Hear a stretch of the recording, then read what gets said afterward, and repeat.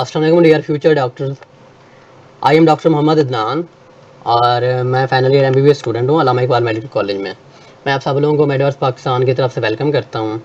अच्छे, मैंने आज अपने व्हाट्सएप चैनल में एक टेस्ट शेयर किया था, एक मॉक टेस्ट था जिसमें हमारा बेसिक का टेस्ट था, जिसमें कोई ज़्यादा MCQ मुश्किल नहीं थे। तो मैं अब उसकी एक डिस्कशन वीडियो बनाने जा रहा हूँ। तो इस वीडियो के अंदर हम बायोलॉजी के MCQ डिस्कस करेंगे। तो बच्चों, जो मैंने आपसे टेस्ट शेयर किया था उसमें बायोलॉजी का जो सिलेबस था उसके अंदर हमारे पास वायरसेस और उसके साथ हमारे पास एड्स और HIV आ जाते थे। तो बच्चों, हम स्टार्ट करते हैं इनकी डिस्कशन को। तो सबसे पहले हमारे पास MCQ जो आ रहा है उसमें ये पूछा गया है, which structural feature distinguishes bacteriophages from most animal viruses. तो बच्चों, बैक्टीरियोफेजेस क्या होते हैं? They are bacteria eater. Bacteria eaters होते हैं और ये ओनली बैक्टीरिया को क्या कर रहे होते हैं? उन्हें इन्फेक्ट कर रहे होते हैं।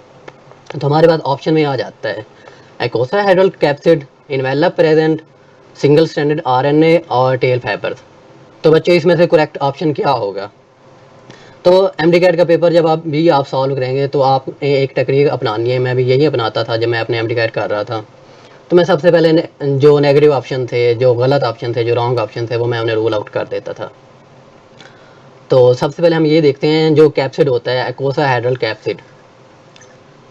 तो ये बैक्टीरियोफेजेस क्या, ये ऑलमोस्ट मोस्टली जो वायरसेस होते हैं सब में पाया जाता है, साथ में एनिमल वायरस के अंदर भी पाया जाता है, एनिमल वायरस के अंदर। उसके बाद आ जाता है इनवेलप। तो इनवेलप जो होता है ये बैक्टीरियोफेजेस के अंदर नहीं पाया जाता। उसके बाद हमारे पास अगला आ जाता है सिंगल स्ट्रैंडेड RNA। तो बैक्टीरियोफेजेस जो होते हैं they are DNA viruses, they are DNA viruses. और उसके बाद हमारे पास चौथा ऑप्शन बच जाता है, जो ठीक ही हमारे पास टेल फाइबर। तो बैक्टीरियोफेजेज जो होते हैं इनकी एक करेक्टरिस्टिक टेल होती है जो इलोंगेट कर रही होती है, और जो जिसके साथ ये बाइंड करते हैं, किसके साथ बाइंड करते हैं? ये बैक्टीरिया की सेल मेम्ब्रेन के साथ या सेल वाल के साथ बाइंड कर रहे होते हैं। बैक्टीरिया की सेल वाल के साथ ये बाइंड करते हैं। तो बच्चों, इसका हमारे पास जो करेक्ट ऑप्शन है वो है हमारे पास टेल फाइबर्स। तो ये MCQ हमारा हो गया। उसके बाद हम दूसरे MCQ की तरफ चलते हैं। तो बच्चों, दूसरे MCQ में हमसे क्या पूछा गया है? तो ये सारे हमारे पास वायरल जेनोम के जो हैं, तो इनमें से हमारे पास जो जैसे ये इंटर करता है कि इसके अंदर होस्ट सेल के अंदर हमारे पास एक वायरस आया, वायरस ने इंटर किया सेल मेम्ब्रेन के थ्रू या सेल वॉल के थ्रू। तो कौन होता है जो इमीडिएटली ट्रांसलेट कर जाता है, डायरेक्टली ट्रांसलेट करता है इनटू होस्ट सेल के अंदर? तो बच्चों, ये जो MCQ था ये मोस्टली बच्चों का गलत था। और इसकी रीज़न क्या है? इसकी रीज़न मैंने आपको ये बताता हूँ। तो थोड़ा सा मैंने यहाँ पर एक ट्रिकी ऑप्शन दे दिया था। कौन था? ये पॉजिटिव सेंस RNA। तो बच्चों, पॉजिटिव सेंस RNA क्या होता है? पॉजिटिव सेंस RNA वो होता है जो ऑलरेडी ट्रांसलेटेड होता है, और ये ट्रांसलेटेड होता है और साथ में ये होता है मैसेंजर RNA। तो इसका करेक्ट ऑप्शन हमारे पास क्या बनता था? Positive sense RNA। मैं आपको बाकी बता देता हूँ। और वायरसेस जो होते हैं उनके पास डबल स्टैंडर्ड DNA नहीं होता, उनके पास सिंगल स्टैंडर्ड DNA होता है, या फिर उनके पास होता है सिंगल स्टैंडर्ड RNA। तो ये रेट्रोवायरल RNA जो दिया हुआ ये वही है सिंगल स्टैंडर्ड RNA। अगर सिंगल स्टैंडर्ड RNA तो ये पहले क्या करेगा? इसकी होगी हमारे पास रिवर्स ट्रांसक्रिप्शन। रिवर्स ट्रांसक्रिप्शन के थ्रू ये किस में कन्वर्ट होगा? ये हमारे पास सिंगल स्टैंडर्ड RNA है। उसके बाद ये DNA में कन्वर्ट हुआ। तो DNA जो है वो फिर आगे जाकर वो होस्ट के DNA के अंदर इन्वॉल्व हो जाता है, और फिर उसके बाद क्या करता है? वो आगे जो है हमारे पास ये मैसेंजर RNA बनाता है, जो वायरल प्रोटीन बना रही होती है। तो इसका हमारे पास ऑप्शन जो है पॉजिटिव सेंस RNA। तो नेगेटिव सेंस RNA जो होता है, negative sense RNA positive sense का उलट होता है। इसको पहले हमें बनाना पड़ता है पॉजिटिव सेंस RNA। जैसे ये इंटर करता है तो ये पहले कन्वर्ट होगा पॉजिटिव सेंस RNA में, और उसके बाद ये क्या करेगा? ये उसके बाद ये डायरेक्टली क्या कर देगा? ये रेप्लिकेशन या ट्रांसलेशन स्टार्ट कर देगा। और व्हाट इज ट्रांसलेशन? तो जो ट्रांसलेशन जो होती है, जो हमारे पास मैसेंजर RNA बनता है DNA से, तो उसकी प्रोटीन के अंदर प्रोटीन बनाना जो बनाता है राइबोसोम, तो इस प्रोसेस को हम कह रहे होते हैं ट्रांसलेशन। तो बच्चों, दूसरा MCQ हमारा यहाँ पर कंप्लीट हो जाता है। उसके बाद मैं आगे बढ़ता हूँ तीसरे MCQ की तरफ। तो बच्चों, तीसरे MCQ में क्या पूछा गया है? तो इसमें ये पूछा गया है कि कौन सा वायरस है, वायरस की कौन सी टाइप है जिनके अंदर रिवर्स ट्रांसक्रिप्टेज एंजाइम पाया जाता है, जो क्या करता है? जो होस्ट सेल के अंदर रेप्लिकेट करता है। तो बच्चों, हमारे पास रिवर्स ट्रांसक्रिप्टेज एंजाइम जो है ये क्या करता है? ये वायरल RNA जो होता है, वायरल RNA को ये कन्वर्ट कर रहा होता है किसके अंदर? वायरल RNA को कन्वर्ट कर रहा है वायरल DNA के अंदर। और वायरल डीएनए जो होता है, ये वायरल आरएनए सिंगल स्टैंडर्ड होता है, और डीएनए जो होता है ये भी सिंगल स्टैंडर्ड होता है। तो सिंगल स्टैंडर्ड फिर डबल स्टैंडर्ड बनता है। तो डबल स्टैंडर्ड डीएनए जब बन गया, वो कहाँ जाता है, वो जाता है न्यूक्लियस के अंदर, और न्यूक्लियस के बाद ये इन्वॉल्व हो जाता है कि इसके अंदर जो होस्ट का हमारे पास डीएनए होता है उसके अंदर जुड़ जाता है वो उसके साथ, और फिर क्या करता है, ये आगे आगे मैसेंजर आरएनए बनाता है। मैसेंजर आरएनए फिर क्या करता है, वो आगे वायरल प्रोटीन बना रहा होता है, वायरल कैप्सिड बना रहा होता है, और वायरस के जो बाकी बॉडी पार्ट्स होते हैं उनको बना रहा होता है। तो बच्चों, ये रिवर्स ट्रांसक्रिप्टेज एंजाइम जो होता है ये हमारे पास पाया जाता है रेट्रोवायरस के अंदर, रेट्रोवायरसेस के अंदर। तो इसका ऑप्शन हमारे पास ठीक है, सी ऑप्शन। तो बाकी ऑप्शन मैं बता देता हूँ आपको। जो डीएनए वायरस होते हैं वो ऑलरेडी डीएनए है, तो उन्हें रिवर्स ट्रांसक्रिप्शन की ज़रूरत ही नहीं है। बैक्टीरियोफेजेज जो हैं ये भी डीएनए वायरस हैं। उस पर लाइटिक वायरस जो होता है, तो ये क्या करता है, ये भी बैक्टीरियोफेज की एक टाइप है, ये इसकी बैक्टीरियोफेज की एक टाइप है लाइटिक वायरस। तो लाइटिक वायरस भी हमारे पास क्या होता है, ये भी डीएनए वायरस होता है। तो हमारे पास आरएनए वायरस कौन सा है, सिर्फ रेट्रोवायरस ऑप्शन है यहाँ पर। और रेट्रोवायरस ये क्या करता है, ये आगे जाकर रिवर्स ट्रांसक्रिप्शन करता है, और उसके बाद ये जाकर होस्ट के डीएनए के अंदर इन्वॉल्व हो जाता है। तीसरा एमसीक्यूज हमारे पास यहाँ पर कंप्लीट हो गया। उसके बाद बच्चों हम आगे चलते हैं चौथे एमसीक्यूज की तरफ। तो बच्चों, चौथे एमसीक्यूज में एक सिंपल सी स्टेटमेंट दी हुई है जो मोस्टली बच्चों की ठीक ही थी। तो इसमें पूछा गया प्रोटीन कोड के बारे में। What is protein code? वो प्रोटीन कोड जो सराउंड करता है किसे, वायरल जेनोम को। वायरल, उसे हम क्या कह रहे होते हैं, उसे हम कैप्सिड कह रहे होते हैं। ये सिंपल सी डेफिनेशन है। तो न्यूक्लियाइड जो होता है ये होता है हमारे पास बैक्टीरिया का होता है। न्यूक्लियाइड हमारे पास बैक्टीरिया का होता है, वायरस का होता नहीं है। जो इन्वेलप होता है, इन्वेलप जो होता है ये सब में नहीं पाया जाता, ये कुछ वायरसेस में पाया जाता है, सब में नहीं। और जीनोम जो होता है ये हमारे पास क्या है, ये सराउंड नहीं कर रहा होता, ये इनर कोर में पाया जाता है। तो इसका करेक्ट ऑप्शन हमारे पास क्या है, कैप्सिड है। उसके बाद हमारे पास पाँचवें एमसीक्यूज आ जाता है बच्चों। पाँचवें एमसीक्यूज में हम देखते हैं क्या पूछा गया है। तो हमारे पास जो वायरसेस हैं उनको हम डीएनए और आरएनए वायरस को क्लासीफाई कर रहे हैं। तो डीएनए हमारे पास क्या होता है, ये हमारे पास जेनेटिक मटेरियल है। आरएनए भी क्या है, ये भी हमारे पास क्या है, जेनेटिक मटेरियल है। तो इस वजह से हम क्या कर रहे हैं, इन्हें डीएनए और आरएनए वायरस कह रहे हैं। डीएनए वायरस के हमारे पास एग्जाम्पल क्या है, हमारे पास हेप बी वायरस जो है, हेपेटाइटिस बी वायरस हमारे पास डीएनए वायरस है। और आरएनए की मिसाल हमारे पास क्या है, एचआईवी वायरस है। एचआईवी या एड्स का जो वायरस होता है वो हमारे पास आरएनए वायरस की मिसाल है। जो बाकी हैं वो बाकी मतलब इतने नहीं, उनकी बेस पर भी हम क्लासीफाई कर रहे होते हैं, लेकिन मेन क्या होता है, हमारे पास जेनेटिक मटेरियल है। और यहाँ पूछा गया है डीएनए और आरएनए के। तो डीएनए और आरएनए जो है हमारे पास वो जेनेटिक मटेरियल ही है। तो पाँचवा एमसीक्यूज हमारा यहाँ पर कंप्लीट हो गया। तो उसके बाद हम आगे चलते हैं छठे एमसीक्यूज की तरफ बच्चों। तो बच्चों, छठे एमसीक्यूज में पूछा गया है कौन सा ऐसा वायरस है जो प्लांट्स और एनिमल दोनों को अफेक्ट कर रहा है। तो बच्चों, इसमें हम कौन सा कुलिया अपनाएंगे, इसमें हम फार्मूला अपनाएंगे। पहले हमने नेगेटिव ऑप्शन जो रॉन्ग ऑप्शन है वो रूल आउट कर लेना है। तो पहला ऑप्शन हमारे पास है tobacco mosaic virus. Tobacco mosaic virus जो होता है ये हमारे साथ इन्फेक्ट कर रहा होता है टोबैको प्लांट को। ये ओनली इन्फेक्ट करता है प्लांट्स को। उसके बाद इसका एनिमल में कोई रोल नहीं है। एचआईवी वायरस जो है, एचआईवी वायरस इन्फेक्ट कर रहा होता है ओनली ह्यूमंस को, ह्यूमन और एनिमल। ये चिंपैंजी के अंदर पाया जाता है एचआईवी वायरस, लेकिन वहाँ उसे इन्फेक्ट नहीं कर रहा होता, ओनली किसी होस्ट स्पेसिफिक है और ये ह्यूमन को इफेक्ट कर रहा है। उसके बाद हमारे पास अगला आ जाता है रेबीज वायरस। रेबीज वायरस जो होता है ये एनिमल्स में हमारे पास डॉग आ जाते हैं। आपने रेबिड डॉग देखे होंगे, जैसे बावला कुत्ता जिसे कहते हैं, पागल कुत्ता, और ह्यूमन, इनके अंदर ये पाया जाता है। उसके बाद रेबीज का जो है ये प्लांट्स के अंदर कोई इफेक्ट नहीं है। तो ये हमारे पास तीनों ये जो ऑप्शन है ये क्या हो गए हमारे पास, ये तीनों ऑप्शन रॉन्ग हो गए। और उसके बाद सही अगला ऑप्शन हमारे पास क्या बनता है, नन ऑफ दीज। तो बच्चों, इस एमसीक्यूज का जो हमारे पास जवाब है वो है नन ऑफ दीज। तो 6 एमसीक्यूज हमारे यहाँ पर पूरे हो गए। अब हम बढ़ते हैं 7वें एमसीक्यूज की तरफ। तो बच्चों, ये बुक की लाइन मैंने उठाकर दी थी। तो ये बुक की लाइन है, आपने 11वीं क्लास 11th क्लास का जो चैप्टर है, चैप्टर 5 उसके वायरसेस का, उसके अंदर ये बुक की लाइन है। तो एड्स जो है हमारे पास इम्यून सिस्टम कोलैप्स हो जाता है एड्स की वजह से। तो ये किसे इफेक्ट कर रहा होता है, ये डिस्ट्रक्शन करता है हेल्पर टी सेल्स को। हेल्पर टी सेल्स को क्यों करता है, क्योंकि इसके ऊपर रिसेप्टर पाए जाते हैं। और हमारे पास एचआईवी वायरस जो है इसको वो रिसेप्टर चाहिए होते हैं, और ये रिसेप्टर पाए जाते हैं ओनली हेल्पर टी सेल के अंदर।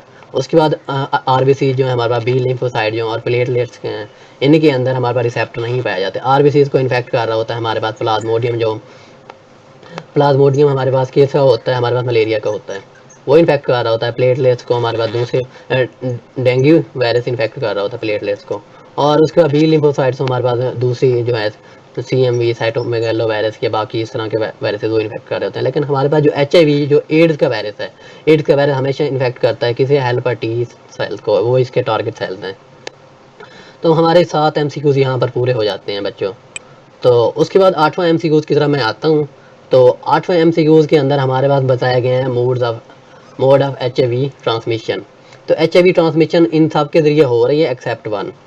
तो बच्चों यहाँ पर हमारे पास ऑप्शन क्या है, ट्रांसफ्यूजन ऑफ इन्फेक्टेड ब्लड, इसके ज़रिए होगी, बिल्कुल हो जाएगी, तो इसके थ्रू हो जाएगी। उसके बाद हमारे पास क्या है, शेयरिंग नीडल, और मेन सोर्स जो है हमारे पास क्या है HIV का, वो शेयरिंग नीडल जो है, जो हमारे पास ड्रग अब्यूजर्स होते हैं, ड्रग अडिक्ट्स होते हैं, ड्रग अडिक्ट्स, वो क्या करते हैं, वो नीडल शेयर कर रहे होते हैं, उनके अंदर हमारे पास HIV या एड्स के होने के चांसेस मैक्सिमम होते हैं।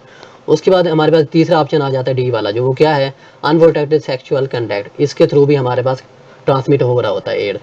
तो हमारे पास बेसिकली जो एड्स की ट्रांसमिशन होती है वो हमारे ब्लड के थ्रू होती है, और उसके बाद हमारे पास सीमन के थ्रू हो रही होती है, और उसके बाद हमारे पास सलाइवा के थ्रू हो रही होती है।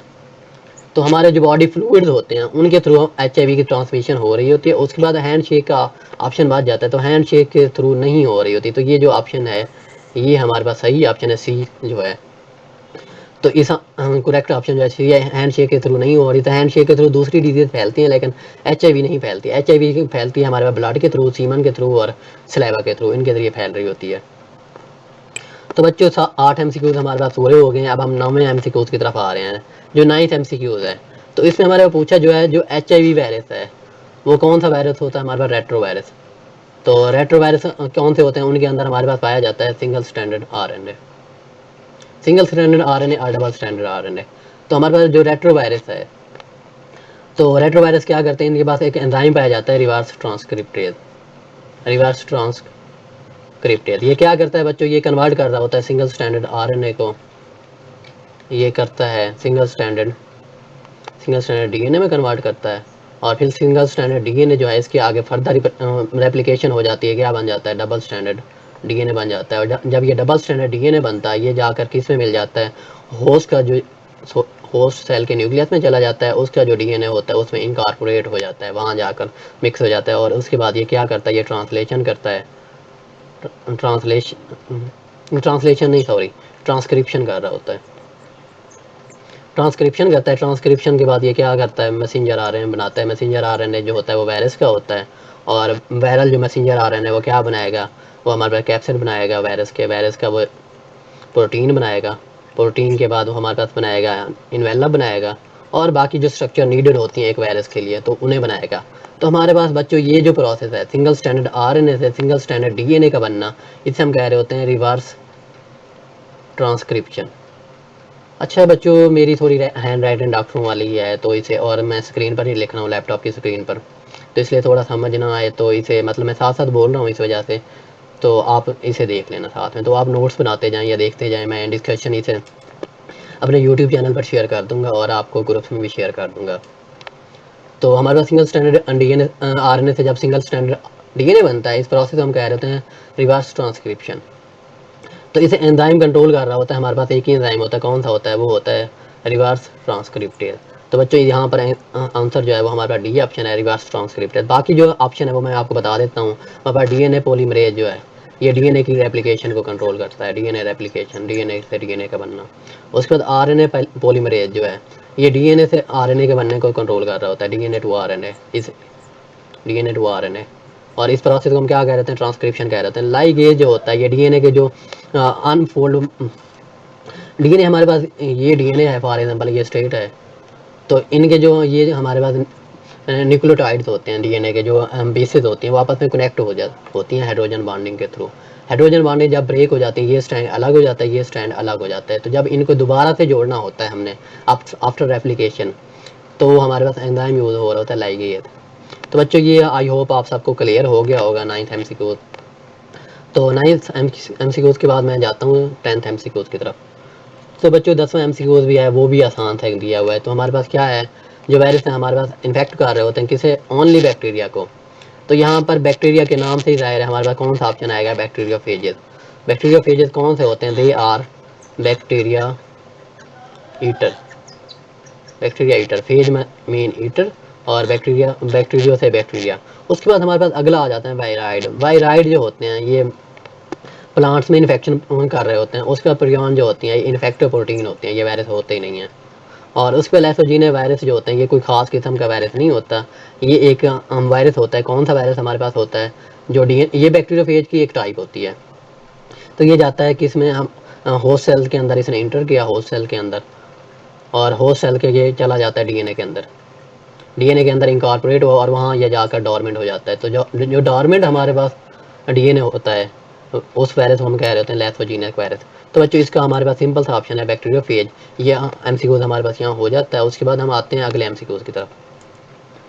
तो बच्चों जो 11th एमसीक्यूज है उसमें हमारे पास पूछा गया है डीएनए वायरस। हमारे पास डीएनए वायरस की एक डिजीज़ दी गई है इन चारों में से, तो आपने बतानी है वो कौन सी डिजीज़ है।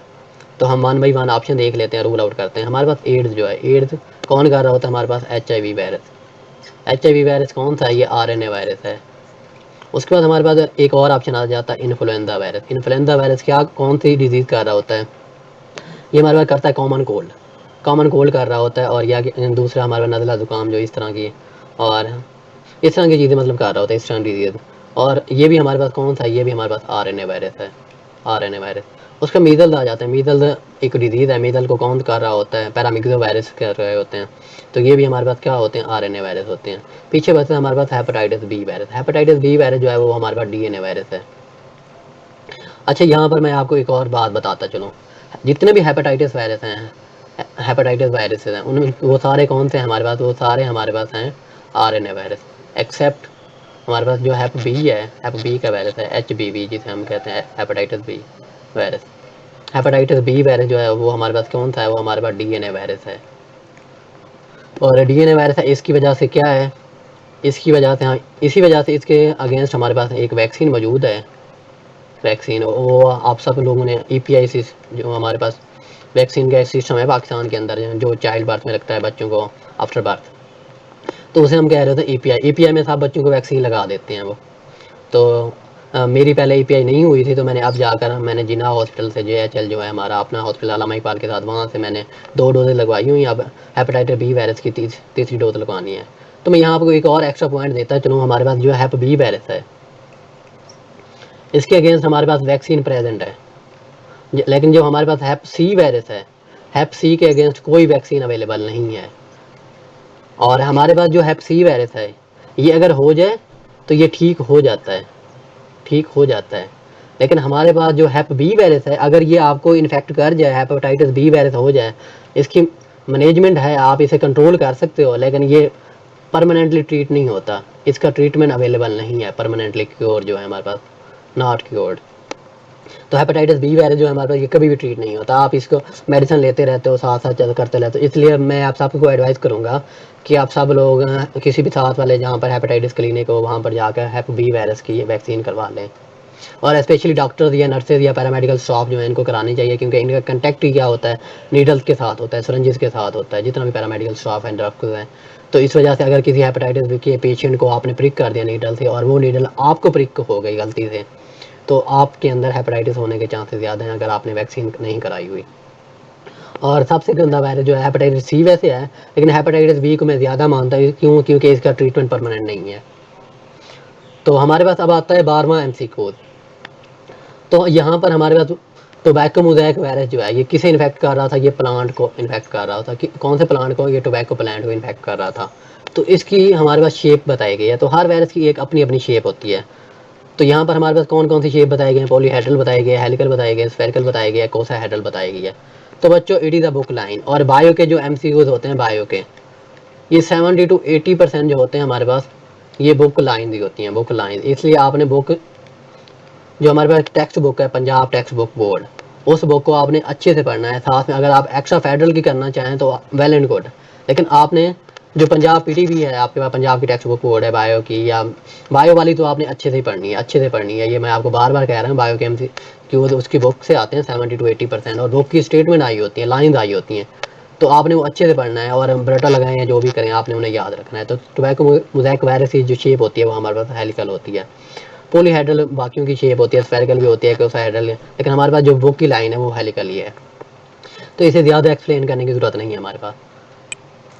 नेक्स्ट एमसीक्यूज हमारे पास 13 है। उसमें हमारे पास क्या पूछा गया है, हमारे पास जो बैक्टीरियोफेज होता है, बैक्टीरियोफेज वो दो फेजेस होते हैं उसके अंदर। हमारे पास क्या करता है, जैसे ही वो इंकॉर्पोरेट होता है होस्ट के, वायरल डीएनए जो होता है होस्ट के जनूम के अंदर इंकॉर्पोरेट होता है, वो आगे जा रहा होता है दो फेजेस के अंदर। एक होता है हमारे पास लाइटिक साइकिल और दूसरा हमारे पास होता है लेथोजेनिक साइकिल।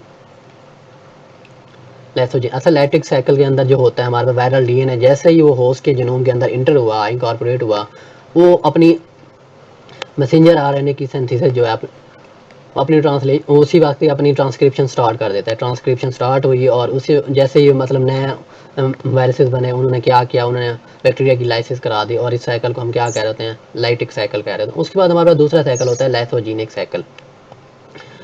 तो ये क्या करता है, ये चला जाता है होस्ट के डीएनए के अंदर, होस्ट के जीनोम के अंदर, और ये क्या करता है, ये काफ़ी months even years even some days ये क्या करता है, ये डोरमेंट रहता है और बैक्टीरिया को कुछ भी नहीं कहता, मतलब पड़ा रहता है, खामोशी से पड़ा रहता है, कुछ भी नहीं करता और ऐसे ही पड़ा रहता है। तो ये और इस साइकिल को हम क्या कह रहे हैं, लाइसोजेनिक साइकिल। तो बच्चों यहाँ पर हमारे पास जो ऑप्शन है, जो इमीडिएट लाइसिस नहीं करा रहा, इमीडिएट लाइसिस जो कराता है वो हमारे पास होता है लाइटिक साइकिल। जो इमीडिएट लाइसिस नहीं कराता वो हमारे पास होता है लाइसोजेनिक साइकिल। तो यह हमारे पास ऑप्शन जो ठीक है वो हमारे पास लाइसोजेनिक साइकिल है। लाइटिक साइकिल जो है इमीडिएट लाइसिस करा रहा है, प्रोडक्टिव इन्फेक्शन जो होता है, इन्फेक्शन उसमें हो रही होती है, और पेनिट्रेशन जो है उसमें जो होता है हमारे पास वायरल डीएनए जो होता है वो किस में चला जाता है, वो हमारे पास सेल मेम्ब्रेन और सेल वॉल को क्रॉस करके इनकॉर्पोरेट करता है, पेनिट्रेट कर जाता है होस्ट के न्यूक्लियस के अंदर। तो ये तो साइकिल का पार्ट है नहीं, मेन ये दो थे एमसीक्यूज, ये तो हमारे बन ही नहीं रहे थे। तो इन दो में से हमने एक को रूल आउट करना था, तो वही आपने पहले नेगेटिव ऑप्शन जो है उनको रूल आउट कर लेना है, और उसके बाद जो आपके पास दो बच जाए या एक बच जाए वो पॉजिटिव आंसर होगा, आपका करेक्ट आंसर होगा। तो बच्चों अब हम आते हैं 14 एमसीक्यूज की तरफ।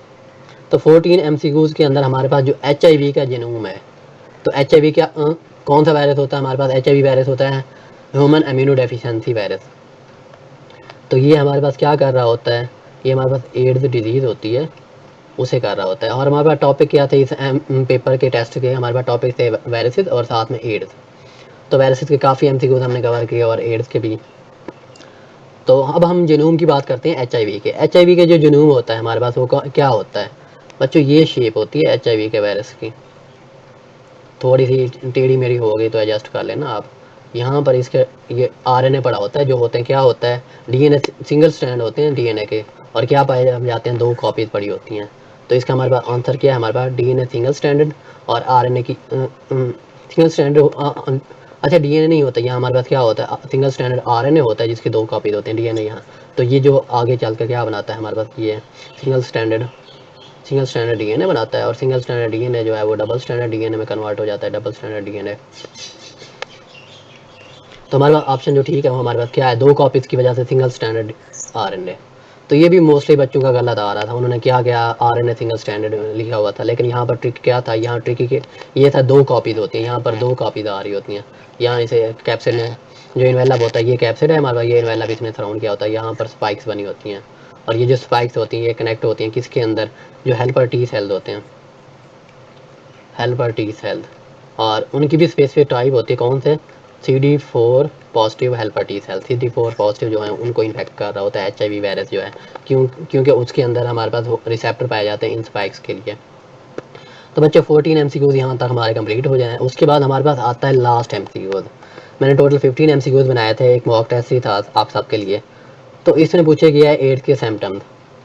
तो एड्स के जो सिम्टम्स हैं उनमें क्या क्या आता है, तो येलोइंग ऑफ स्किन जो सिम्टम है ये हमारे पास जॉन्डिस का सिम्टम है, इसे हम क्या कहते हैं, जॉन्डिस कह रहे थे, जॉन्डिस। और ये होती है हमारे पास हेपेटाइटिस या लीवर डिजीज जो होती हैं उनके अंदर हो रही होती है। उसके परसिस्टेंट कफ जो है ये हमारे पास होती है TB के अंदर, या ब्रोंकाइटिस है, ब्रोंकाइटिस के बाद COPD इनके अंदर हो रही होती है। तो इसका एड्स के साथ लेना देना कोई नहीं है।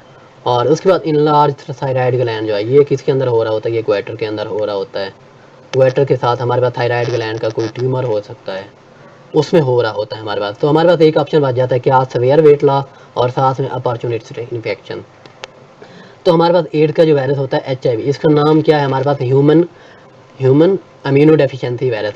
तो इम्यून सिस्टम की क्या कर रहा होता है, डेफिशिएंसी करा रहा होता है। इसकी वजह से हमारे पास क्या होती है, अपॉर्चुनिस्टिक इन्फेक्शन हो रही होती है। बच्चों अपॉर्चुनिस्टिक इन्फेक्शन क्या होती है हमारे पास? अपॉर्चुनिस्टिक इन्फेक्शन वो होती हैं जैसे हमारे पास हमारे माउथ है, फीमेल का वेजाइना है, उसके बाद हमारा एनल पार्ट है, वहाँ पर क्या होता है, वहाँ पर नॉर्मल फ्लोरा प्रेजेंट होते हैं, हमारे इंटेस्टाइन के अंदर बैक्टीरिया पड़े होते हैं, बैक्टीरिया पड़े हैं, वायरसेस पड़े हुए हैं। तो वो क्या करते हैं, नॉर्मल जब हमारा इम्यून सिस्टम ठीक है, हमारी ज़बान के अंदर इतने सारे बैक्टीरिया पड़े हैं, हमारी स्किन के ऊपर इतने सारे बैक्टीरिया पड़े हुए हैं, तो नॉर्मल है, वो हमें कोई भी इन्फेक्शन नहीं प्रोवाइड कर रहा है, क्योंकि हमारा इम्यून सिस्टम एक्टिव है। तो जैसे किसी बंदे को एड्स होता है, HIV होता है, उसका इम्यून सिस्टम के जो CD4 पॉजिटिव टी लिम्फोसाइट्स हैं, वो क्या करते हैं, वो ब्रेक होना स्टार्ट हो जाते हैं, और उसके बाद उसका इम्यून सिस्टम जो होता है वो कंप्रोमाइज़ हो जाता है, ब्रेक हो जाता है। तो वो जो हमारे पास जो नॉर्मल फ्लोरा होता है बॉडी का, जो वैसे तो बॉडी के लिए नॉर्मल ही होते हैं, लेकिन क्योंकि अब इम्यून सिस्टम नहीं है, तो इसकी वजह से हमारे पास वो भी इन्फेक्ट करना स्टार्ट कर देते हैं। इन इन्फेक्शन को हम क्या कह रहे होते हैं, इन्हें हम कह रहे होते हैं अपॉर्चुनिस्टिक इन्फेक्शन। किसकी वजह से होते हैं, नॉर्मल फ्लोरा की वजह से होते हैं। हमारी गट के अंदर भी पड़े होते हैं, स्किन के ऊपर, माउथ के अंदर, फीमेल की वेजाइना के अंदर, उसके बाद एनस के अंदर, ये मेजर साइट्स हैं जहाँ पर बैक्टीरिया पड़े होते हैं, क्योंकि ये ओपनिंग है बॉडी ओपनिंग के अंदर। उसके बाद हमारे एयर कनाल है, जहाँ भी आपकी बॉडी ओपनिंग है, जैसे नोज़ है, यहाँ पर बैक्टीरिया बहुत ज़्यादा पड़े होते हैं, बैक्टीरिया तो पड़े ही पड़े होते हैं। तो यहाँ पर जैसे एड्स या इम्यूनो कम्प्रोमाइज़ हुआ पेशेंट, तो उसकी वजह से क्या हो जाता है, उसकी वजह से हमारे पास ये इन्फेक्शन हो जाते हैं, और साथ में हमारे पास वेट लॉस हो जाता है। तो हमारे पास करेक्ट ऑप्शन इसका बनता है C ऑप्शन। तो बच्चों यहाँ पर हमारा जो आज का टॉपिक है वो पूरा हो गया बायो का। उसके बाद हम केमिस्ट्री, फिज़िक्स और